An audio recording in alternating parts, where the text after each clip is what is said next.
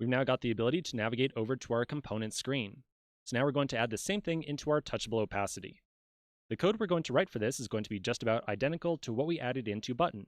So I'll find the onPress callback right here. Remember, this is a function that gets ran anytime a user taps on any element inside of touchable opacity. I'll then remove that console log, and I'll replace it with props.navigation.navigate, and then as a string, we'll put the name of the route that we want to show. So the list screen has a route name of list with a capital L. So back over here, we'll call navigate and put in list with a capital L as well. Okay, so we'll save this, test it out really quickly. I can now tap on Go to List Demo and see our list screen appear. Perfect. I can go back to my home screen, and I can now navigate between all three of these different screens very easily. And just to show it on Android as well, yep, works over here too. Okay, so this looks great. Now the last thing I want to do, even though I wanted to show you both the button element and the touchable opacity, for our home screen, it's kind of strange to have two very different types or stylings of buttons appear. So the last thing I want to do is refactor this touchable opacity into a button as well. Remember, in general, the button element is a little bit less powerful and has way fewer configuration options available to it. But for this particular case, well, we really just plain want to show a button for the list demo link, I think. So I'm going to add in a second button element here.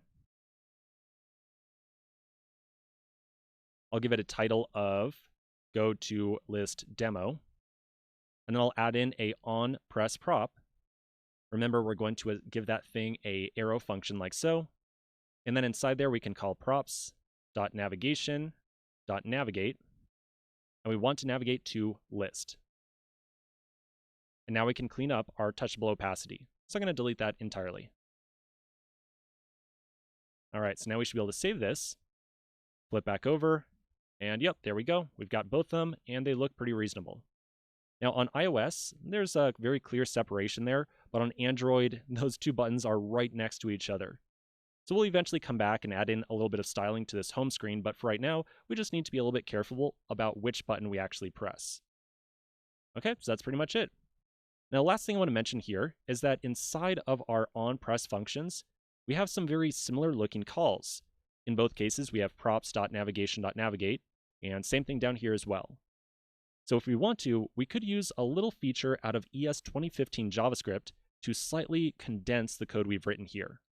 Notice how we don't have any other reference to this props argument inside of our function.